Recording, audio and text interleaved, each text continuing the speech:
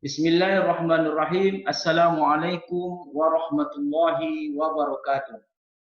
Puji syukur atas karunia Allah Subhanahu wa taala, atas limpahan rahmat dan kasih sayangnya, kita masih diberi kesempatan untuk dapat melaksanakan perkuliahan online dalam pertemuan yang ke-14 ini.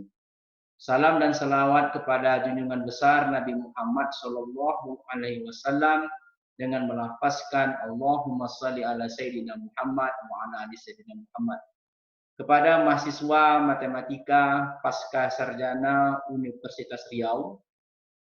Nah, pada pertemuan kali ini kita akan melakukan hal-hal yang sama seperti sebelumnya. Kita akan memberikan suatu wawasan baru, suatu konsep keilmuan yang memang sesuai dengan kapasitas saudara sebagai mahasiswa tingkat S2. Tentu muatan-muatan perkuliahan yang kita berikan, kita akan memberikan yang lebih sedikit daripada mahasiswa tingkatan sarjana atau tingkatan S1.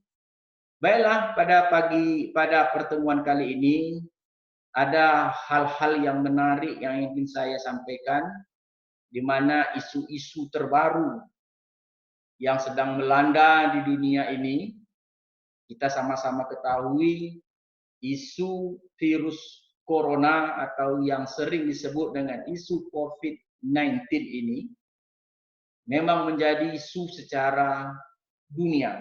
Oleh sebab itu, kita sebagai orang matematik, terkhusus saya sebagai orang statistik yang akan menyampaikan keilmuan statistik, saya akan mencoba memberikan peranan keilmuan statistik ini dalam membahas masalah COVID-19 ini. Nah, apa yang akan kita bahas pada hari ini adalah kita akan berbincang mengenai probability modeling for COVID-19 data. Nah, jadi kalau kita lihat judul, kita tertarik untuk melaksanakan suatu pemodelan dengan menggunakan data COVID-19, terutama data pasien yang positif terkena COVID-19 ini.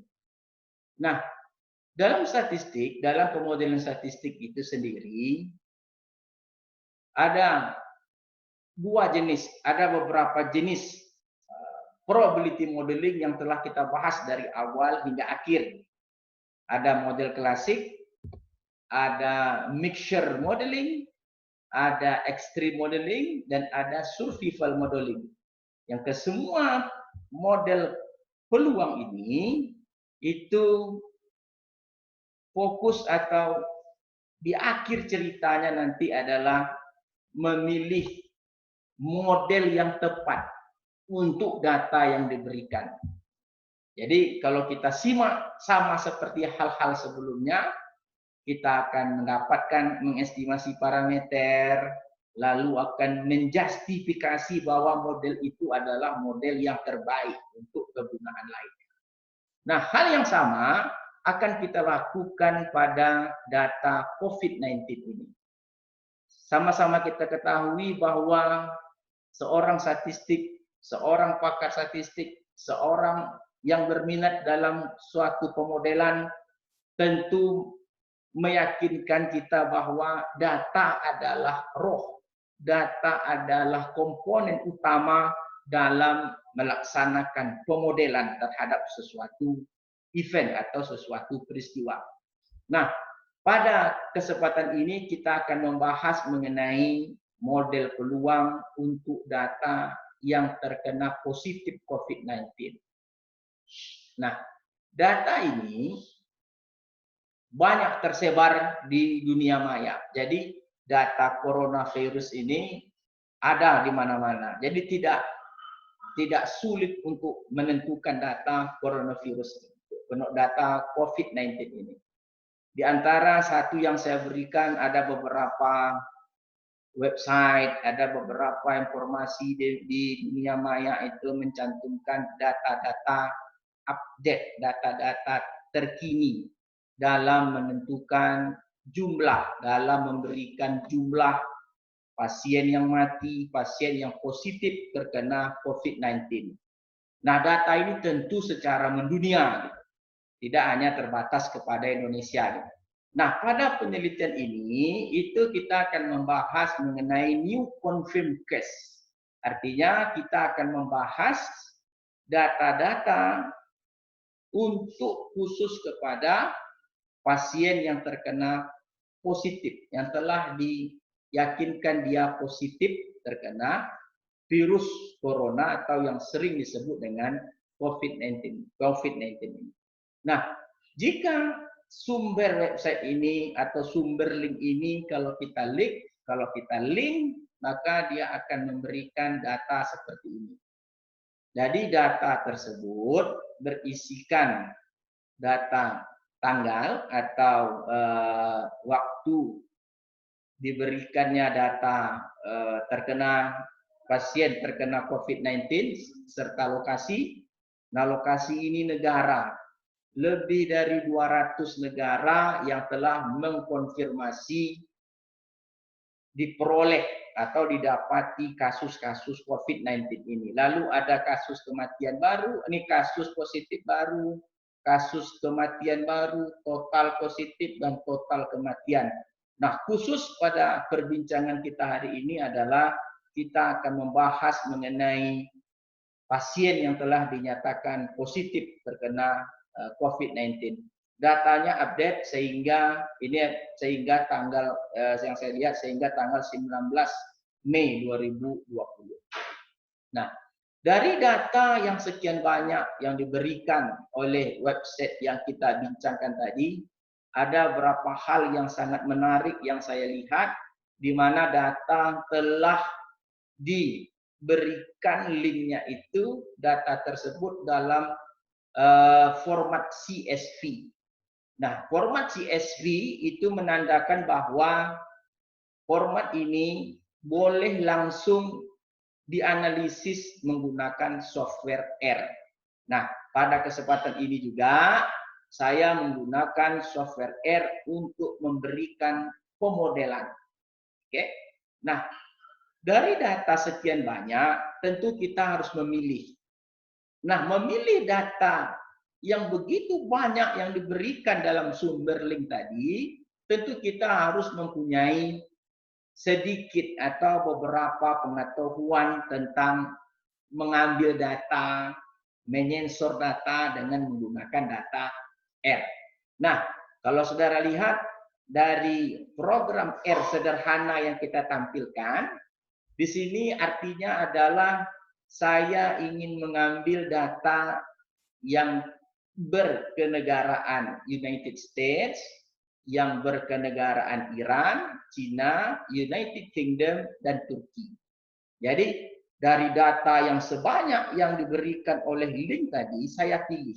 Nah, untuk memilih data seperti ini, harus memiliki konsep-konsep pemrograman R, terutama dalam memilih data yang kita anggap akan sangat mendukung, akan sangat membantu dari pemodelan peluang yang akan kita lakukan. Nah, dari program R, dari bahasa pemrograman R yang saya perlihatkan sedikit ini adalah saya ingin melihat bagaimana pola data pasien positif COVID-19 ini di negara Amerika, Iran, China, Inggris, dan Turki. Saya ingin melihat datanya, terutama saya ingin melihat histogram. Karena histogram merupakan langkah awal dari seseorang yang ingin melaksanakan probability modeling, ingin melakukan pemodelan peluang. Dengan histogram kita akan nampak pola data. Nah, setelah kita run data ini, maka kita akan lihat beberapa hal yang sangat menarik dalam histogram yang ditampilkan oleh beberapa negara besar dan beberapa negara yang banyak terdapat kasus COVID-19 ini. Nah, kita lihat beberapa negara seperti negara Amerika, USA, dan United Kingdom, Inggris, ini merupakan negara-negara yang dalam memodelkannya itu tidak bisa dilakukan dengan menggunakan probability modeling atau model peluang yang klasik. Artinya kita memiliki asumsi bahwa menurut riset terdahulu dikatakan dia terdistribusi secara Weibull, Gamma, Pareto, dan segala macamnya, maka untuk model-model klasik seperti yang saya sampaikan tadi, untuk data di Amerika dan United Kingdom itu tidak laku atau tidak dapat memberikan hasil yang maksimal. Kenapa? Karena di Amerika sendiri kita lihat data ini ada 2 gelombang. Gelombang pertama turun, melandai, terus naik lagi. Oke, naik dan turun kembali. Artinya di sini di Amerika itu sendiri telah terjadi 2 gelombang untuk pasien atau untuk seseorang yang dijangka setelah mendapatkan positif 19. Nah, dalam statistik, dalam teorinya, pemodelan yang seperti ini hanya akan baik dilakukan dengan mixture probability modeling. Dalam serangkaian data yang banyak, itu tidak mungkin cukup diwakilkan oleh satu model peluang saja. Tentu ada 2, 3, dan seterusnya. Beda halnya dengan Cina. Cina itu memang cukup untuk dilakukan pemodelan klasik. Karena Cina dia tidak terdapat 2 gelombang. Nah, di sini mungkin kita lihat bahwa Cina merupakan awal COVID ditentukan. Dan Cina telah siap, telah memiliki langkah-langkah strategis dalam mengatasi COVID. Tidak heran, maka di Cina itu sendiri kita lihat bahwa cukup 1 gelombang saja, cukup 1 model saja untuk memodelkan pasien positif. Beda dengan USA dan United Kingdom. Di awal mereka tinggi, terus mereka tidak melakukan hal-hal yang signifikan, kita ketahui di Amerika sendiri, lalu terjadi lonjakan yang kedua, lonjakan gelombang yang kedua. Nah, ini yang digambarkan oleh histogram. Begitu juga dengan United Kingdom. Dan begitu juga dengan di Iran. Iran cukup 1, karena Iran di awalnya ya baru menunjukkan 1 gelombang. Mungkin cukup 1 di Iran. Nah, apa yang ingin saya tunjukkan di sini adalah ternyata USA dan United Kingdom itu telah terjadi lonjakan 2 kali gelombang untuk masalah COVID-19 ini. Nah, lalu kita akan melihat Turki. Nah, Turki sendiri, ini Turki. Nah, kita lihat Turki. Turki, histogram positif COVID-19 ini itu menunjukkan tidak cukup dengan 2 gelombang. Ternyata di Turki itu telah terjadi 3 gelombang. 3 gelombang COVID. Ada 1 gelombang, ini gelombang pertama, naik, turun, naik lagi, turun lagi, dan naik lagi. Artinya, untuk kasus Turki, merupakan tantangan tersendiri bagi peneliti, bagi ahli statistik, untuk mendapatkan model peluang yang terbaik di Turki. Ingat, di Turki tidak seperti United States atau United Kingdom, tapi Turki lebih dari 2 gelombang yang dia munculkan. Tetapi ingat, Turki adalah negara yang sangat luar biasa dalam bertempur dengan COVID-19 ini. Kita lihat di Turki sendiri. Turki yang merah ini adalah grafik pasien positif. Sedangkan yang biru adalah pasien yang mati. Jadi di Turki itu sendiri, walaupun positif COVID-nya tinggi, tetapi dengan langkah-langkah yang luar biasa oleh Presiden Turki Erdogan, dengan dana yang besar, dengan segala macam kebijakan-kebijakan, Turki bisa menunjukkan bahwa meskipun mereka diketahui memiliki pasien positif yang tinggi, tapi mereka memiliki pasien yang mati yang rendah. Di sini jelas sekali terlihat bahwa kebijakan-kebijakan pimpinan Turki memang sangat luar biasa dan terbukti sanggup untuk menekan laju kematian. Nah, sekali lagi oleh sebab itu makanya data Turki ini menjadi sangat menarik untuk dimodelkan. Sekali lagi, kalau kita lihat histogram data COVID-19 di Turki ini, itu tidak cukup hanya model klasik. Model klasik itu dari serentetan data, hanya satu model peluang atau distribusi fungsi, itu model klasik. Kalau mixture, dia diidentifikasi ada 2 gelombang, 3 gelombang, dan seterusnya. Sedangkan di Turki sendiri, itu model klasik dipastikan tidak akan baik. Nah, sekarang 2 atau 3 yang akan kita teliti sekarang. Apakah 2 atau 3 yang terbaik? Nah, untuk melakukan pemodelan ini, maka kita akan fokus kepada konsep mixture probability modeling atau konsep campuran dari model peluang. Artinya bahwa dalam serentetan data pasien COVID ini, dia akan dapat dimodelkan 2 atau 3 peluang sekaligus di dalamnya. Nah, mengenai konsep mixture probability dapat kita jumpai di beberapa jurnal, di mana salah satu jurnalnya yang saya sempat baca adalah mixture probability function untuk model kecepatan angin. Nah, di sini juga mereka menggunakan data kecepatan angin untuk mendapatkan probability modeling menggunakan teknik mixture probability distribution.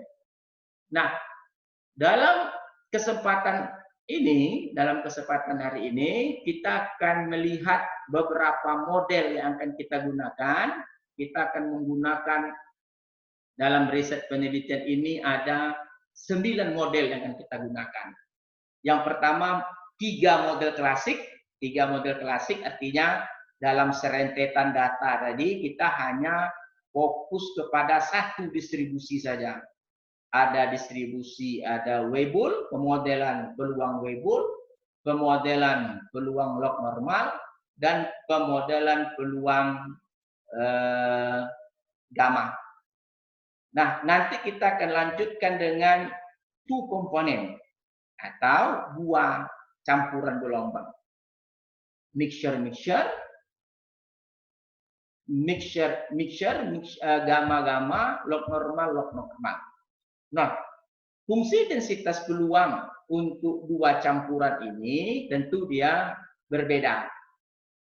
Berbeda dari hal yang sebelumnya, seperti contoh misalnya campuran 2 distribusi Weibull ini ada satu variabel yang disebut dengan variabel weighted atau istilahnya dalam bahasa Indonesianya pemberat atau proporsi dari fungsi densitas peluang.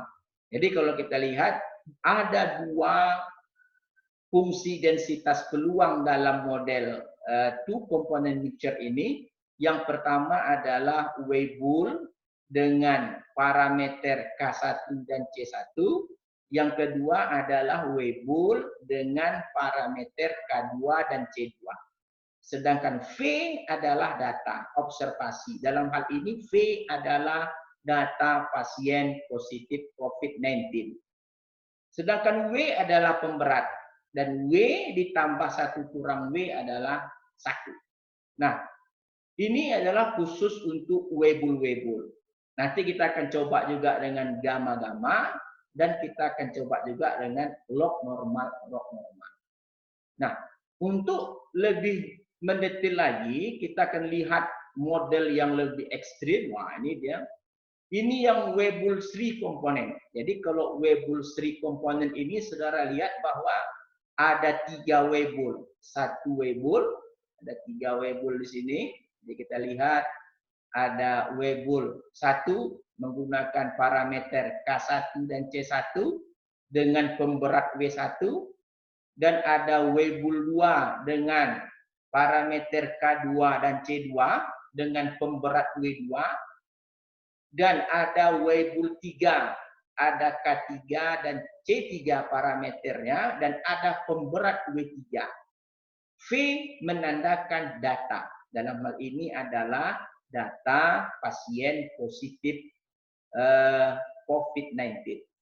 Nah, kalau begitu, yang di atas 3 komponen, di bawah 2, dan yang di bawah lagi adalah 1 komponen, sedangkan syarat jumlah dari pemberat itu adalah harus 1. Nah, kalau kita sebagai seorang, apalagi saudara sebagai mahasiswa pasca sarjana matematika, tentu kita akan lihat kerumitan yang kita akan peroleh.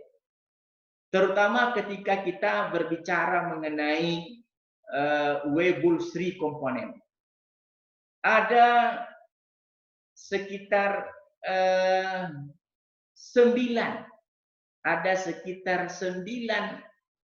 parameter yang akan kita tentukan. Tentu dalam menentukan parameter ini, kita juga harus mengingat konsep apa yang disebut dengan fungsi likelihood, apa yang disebut dengan fungsi log likelihood, apa yang dimaksud dengan fungsi maksimum log likelihood. Lalu setelah dapat fungsi maksimum log likelihood, saudara akan berhadapan dengan 9 persamaan yang akan dicari parameter, dan 9 persamaan dengan 9 parameter. Ada parameter K1, C1, W1, K2, C2, dan seterusnya.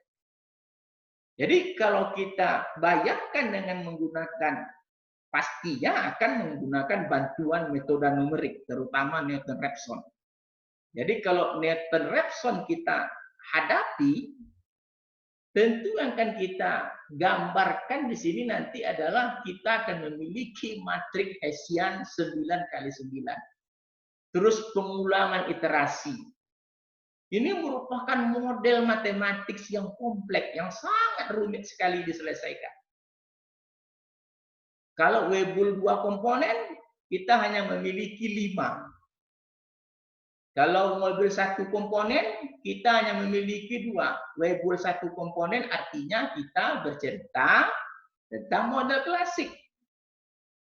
Mengestimasi parameter dengan menggunakan metode numerik Newton-Raphson yang klasik ini sudah sering dibicarakan orang. Tidak ada banyak literatur-literatur yang berbicara bagaimana mendapatkan parameter K dan C dengan menggunakan Weibull klasik.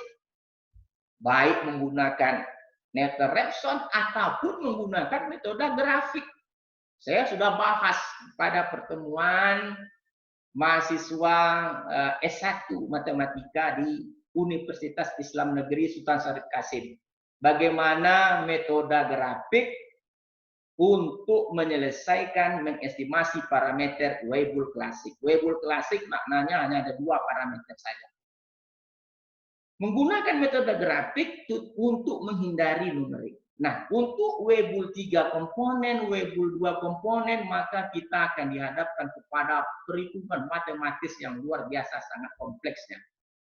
Weibull 3 komponen, kita akan mendapatkan 9 parameter, mengestimasi 9 parameter. Sedangkan Weibull 2 komponen itu 5 parameter yang akan kita selesaikan. Nah, semua ini tentu harus menggunakan kemampuan matematis yang bagus. Nah, Anda sebagai mahasiswa pasca sarjana dan sempat masuk sama saya khusus membahas mengenai estimasi parameter ini, saya minta kembali buka buku. Lihat terutama sekali bagaimana peranan Newton-Raphson untuk mengiterasi ini. Kita sudah sampaikan dengan jelas, kita sudah sampaikan dengan terang. Bagaimana ini dapat dilakukan. Jadi saya secara teoritikal tidak ada masalah lagi yang akan diakibatkan oleh matematis. Dengan menggunakan konsep matematis tadi, dengan menggunakan numerik tadi, kita perolehlah beberapa angka seperti berikut. Nah, inilah roh dari statistik-statistik yang kita bicarakan. Yang di atas ada 3 teratas adalah probability modeling klasik, hanya terdiri dari 1 komponen, hanya terdiri dari 2 parameter. Dan 4 sampai 6 itu adalah mixture distribution yang terdiri dari 2 komponen, dan yang ke bawah itu ada 3 komponen. Nah, kalaulah saudara sudah bisa menyajikan tampilan seperti ini, alhamdulillah 90% yang akan saudara ancang-ancang apakah akan dikembangkan menjadi sebuah tesis, apakah akan dikembangkan menjadi sebagai riset artikel, itu telah tercapai. Saudara sanggup mencari parameter. Bukannya mudah menentukan parameter-parameter seperti ini. Saudara harus memiliki kemampuan matematik yang bagus, mempunyai kemampuan komputerisasi yang bagus, terutama dalam melakukan proses numerik Newton-Raphson.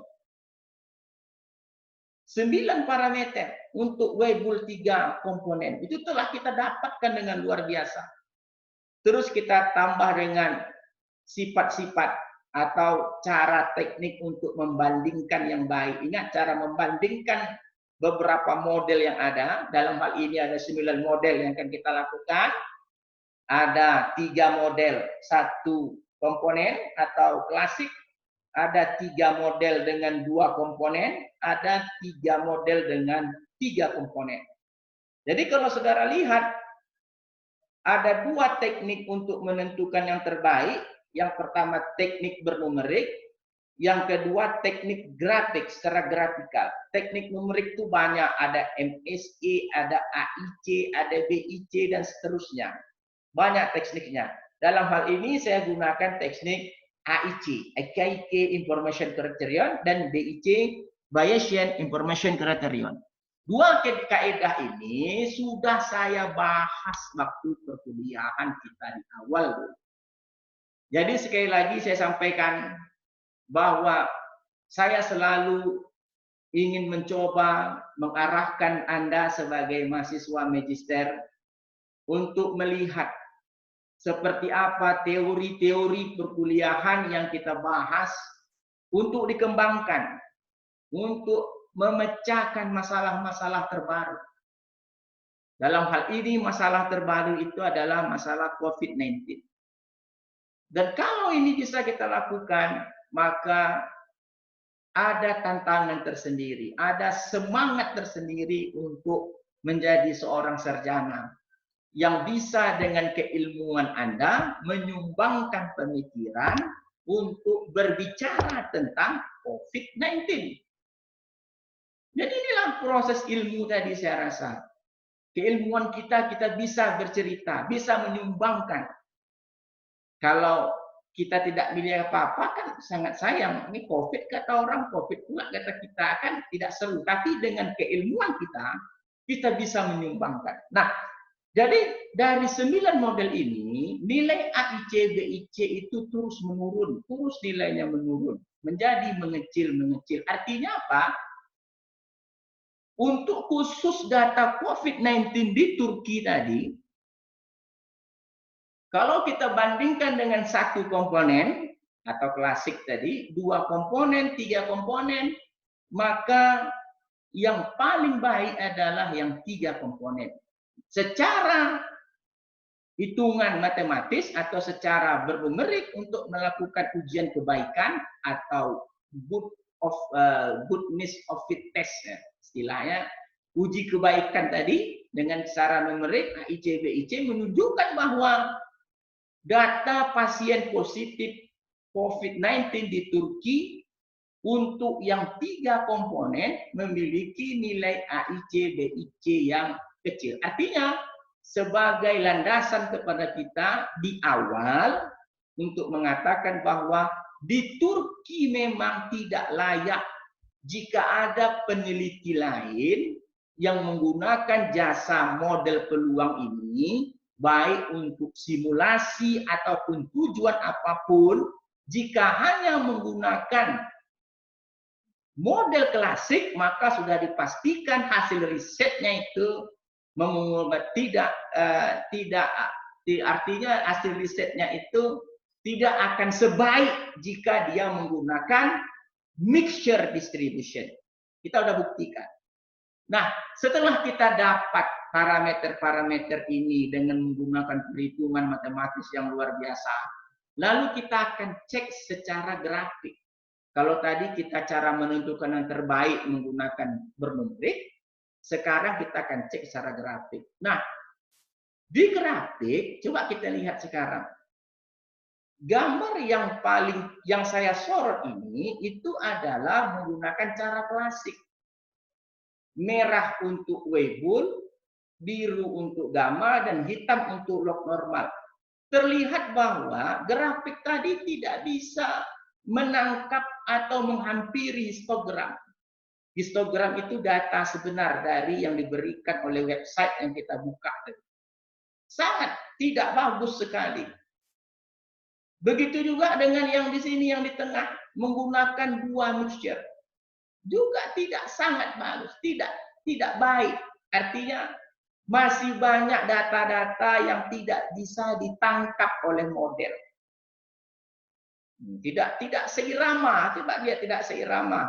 Nah, ketika kita masuk 3 model, di sini baru nampak bahwa histogram tadi, lenggok histogram tadi dapat dihampiri dengan baik oleh lenggok oleh bentuk grafik dengan 3 komponen. Jadi mahasiswaku sekalian dan para pemirsa yang kesempatan melihat atau mendengar apa yang saya sampaikan. Kalaulah kita bercerita gelombang 1, gelombang 2 untuk data pasien positif ini, itu sangat baik dengan menggunakan probability modeling. Kita bisa lihat sendiri bahwa di Turki sendiri telah terjadi 3 gelombang pasien COVID-19. Ada 3 gelombang di sana. Nah, penelitian ini bertujuan apa? Jika ada suatu penelitian lain yang bertujuan untuk mensimulasi data COVID, akan dipastikan bahwa jika mereka hanya menggunakan model peluang lazim dan 2 komponen, akan menghasilkan hasil yang tidak baik jika dibandingkan mereka menggunakan fungsi densitas peluang yang terdiri dari 3 komponen atau 3 gelombang. Nah, di sini kita telah lihat bahwa 3 model Weibull 3 gelombang, gamma 3 gelombang, atau 3 mixture, atau 3 komponen, atau 3 gelombang sama saja, ataupun 3 gelombang log normal. Nah, dari 3 ini kita akan ingin menentukan mana satu yang terbaik. Oleh sebab itu kita akan buka satu persatu. Kalau tadi 3-3-nya kita gabung gambarnya, baik 3 komponen Weibull yang berwarna merah maupun 3 komponen gamma yang berwarna biru maupun 3 komponen log normal yang berwarna hitam. Nah, ketika kita buka, kita akan lihat bahwa 3 komponen log normal itu akan memiliki bentuk yang seirama model yang kita hasilkan tadi, model yang saya maksud itu model ini loh. Ini model yang 3 komponen ini. Model ini kita masukkan nilainya, maka akan menghasilkan grafik yang lebih mulus, yang lebih baik ketimbang 3 campuran Weibull ataupun 3 campuran gamma. Di mana di awal 3 campuran Weibull itu sangat tinggi sekali, errornya sangat besar. Sedangkan pada 3 campuran log normal dia sangat baik. Sangat baik dia menghampiri data dari histogram pasien positif dari data Turki. Nah, ada yang bertanya, Pak, garis ini dari mana datangnya, Pak? Kok bisa dia menghampiri dengan baik? Garis ini diperoleh dengan memasukkan nilai-nilai W1, W2, W dan W seterusnya, K dan C ke dalam model. Ini kebetulan Weibull, kalau dia log normal, ikuti log normal. Tadi sudah saya contohkan tadi, log normal, ini log normal. Oke, berarti kalau 3 log normal, ada P1, ada tau 1, ada lambda 1. Di mana log normal 2 parameter, kalau klasik dia 2 parameter, Weibull juga 2 parameter, kalau gamma, kalau klasik dia 2 parameter. Nah, jadi yang dikatakan model tadi adalah nilai-nilai parameter ini kita tukar dengan nilai-nilai yang diperoleh. Sehingga dia menghasilkan suatu model matematis yang sangat panjang dan sangat kompleks. Nah, model itulah yang akan menghasilkan grafik yang warna hitam ini. Ya, kalau dia log normal yang berwarna hitam, kalau dia Weibull yang berwarna merah. Nah, oleh sebab itu kita telah berhasil. Kita telah dapat melihat bahwa apa yang kita lakukan, apa yang kita tuntut ilmu di perkuliahan dari pertemuan 1 sampai pertemuan 14, ternyata bisa kita gunakan untuk menjawab atau memberikan sumbangan bagaimana model peluang yang terbaik untuk pasien positif COVID-19 di Turki. Saya sudah sampaikan tadi alasan Turki karena Turki memiliki 3 gelombang, sedangkan United States dan Iran atau United Kingdom yang kita bahas tadi dia hanya memiliki 2. Jadi tantangannya kurang dirasakan pada data Amerika maupun data Inggris, dan saya masuk ke data Turki.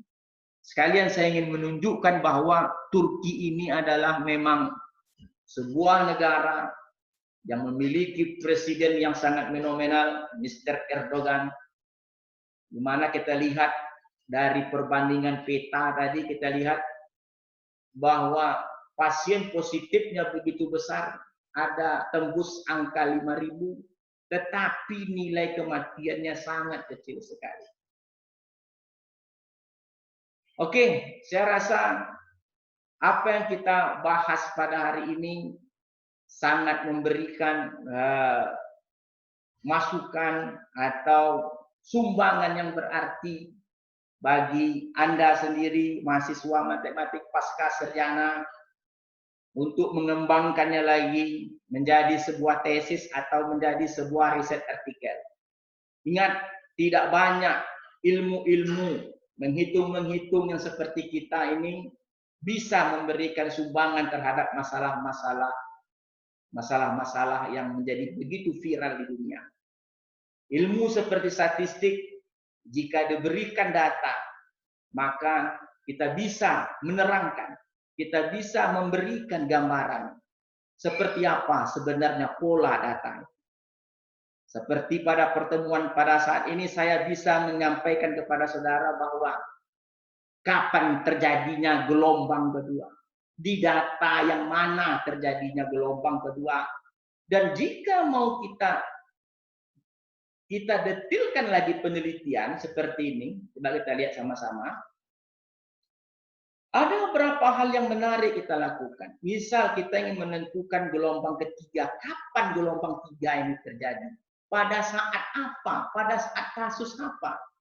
Atau saat mungkin banyak bandara terbuka, atau banyak kebijakan-kebijakan, atau banyak orang yang terlena atau tidak mematuhi instruksi pemerintah. Kita akan bisa lihat di saat-saat seperti apa gelombang itu dimulai. Oke. Jadi saya rasa pertemuan kali ini merupakan pertemuan pamungkas kita. Sebenarnya ada satu lagi yang akan saya bincangkan mengenai non-linear modeling untuk data COVID-19. Beda karena kita di statistik 2 kita berbicara pemodelan statistik. Yang pertama telah kita bahas 4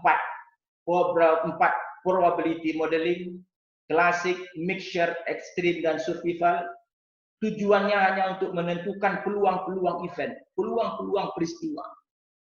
Artinya apa? Jika suatu model telah diketahui, maka saya jika ingin menentukan mungkin tidak pada suatu saat bahwa pasien positif itu di antara sekian sampai sekian. Nah, untuk menjawab mungkin atau tidaknya harus ditentukan dulu model peluangnya. Jika model peluangnya dapat, kita bisa bercerita. Pada suatu saat, ke depannya pastinya, untuk terjadi pasien positif dengan rank angka sekian sampai sekian, nilai peluang terjadinya adalah sekian. Jika peluangnya tinggi, maka dia terjadinya besar kemungkinannya. Jika peluangnya rendah, maka terjadinya akan kecil. Nah, itulah guna dari model Weibull yang kita dapatkan ini. Model 3 komponen ini untuk menjawab hal-hal seperti itu. Oke, ke depan jika kita memiliki waktu, ada satu lagi teknik statistik, teknik linear modeling. Linear modeling ini adalah merupakan suatu teknik untuk menghubungkan antara waktu terjadinya COVID dengan data pasien positif. Artinya kita dapat merubah format waktu COVID itu misalnya dari 1 Januari 2020 hingga ke Mei 2020 itu data diganti dengan skala indeks 1 Januari sampai 30 Mei mungkin bisa kita rubah dengan indeks 1 sampai 150 dan data jumlah positif jumlah yang teridentifikasi positif COVID-19. Jadi ada data jumlah positif dan ada data indeks waktu. Nah, untuk menghubungkan dua variabel ini itu tidak cukup dengan linear modeling atau bahasa kerennya regresi linear. Tapi yang paling layak adalah menggunakan teknik non-linear modeling. Oke, sebagai contoh mungkin akan kita lihat sedikit contohnya seperti data yang berwarna merah ini adalah data positif COVID-19 dan ini adalah data index time. Maka model yang merah ini, gambar garisnya ini tentu tidak bisa diwakili oleh linear modeling atau regression linear. Pasti ada non-linear modeling yang terbaik di dalamnya. Oke, saya rasa pertemuan pada hari ini sangat baik sekali. Saya selalu memotivasi mahasiswa-mahasiswa pasca sekalian bahwa belajar terus walaupun kita dalam suasana memprihatinkan ini, dalam suasana yang serba tidak jelas ini, entah kapan selesainya masalah COVID. Dan kalau kita lihat data Indonesia sendiri, kenapa saya tidak memunculkan data Indonesia? Data Indonesia ada, tapi datanya itu menjadi tugas saudara lah nanti di rumah. untuk melihat, untuk melakukan pemodelan seperti apa kasus COVID-19 di Indonesia ini dilihat dari sudut pandang probability modeling. Terakhir saya menyampaikan bahwa pertemuan hari ini mungkin pertemuan yang terakhir kita untuk di saat bulan Ramadan ini. Insya Allah kalau ada waktu dan kesempatan kita akan lanjutkan di setelah Ramadan, setelah Syawal tentunya.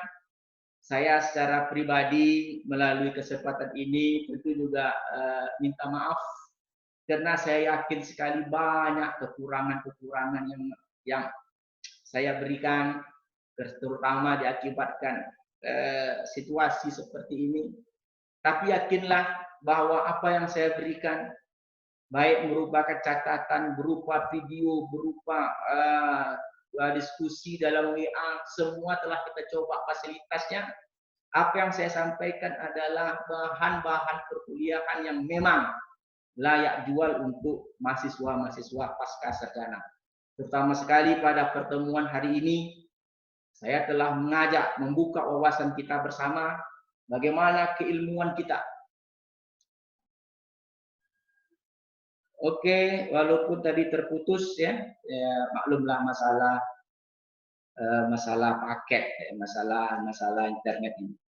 Saya cukupkan perkuliahan kita. Terakhir saya memohon maaf atas kekurangan ini dan sekalian saya pribadi bersama keluarga memohon maaf lahir batin dan sekalian mengucapkan selamat untuk menyambut bulan Syawal, Hari Raya Idul Fitri 2020. Semoga kita dalam keadaan sehat dan semoga COVID-19 ini cepat berlalu. Wabillahi taufiq wal hidayah. Assalamualaikum warahmatullahi wabarakatuh.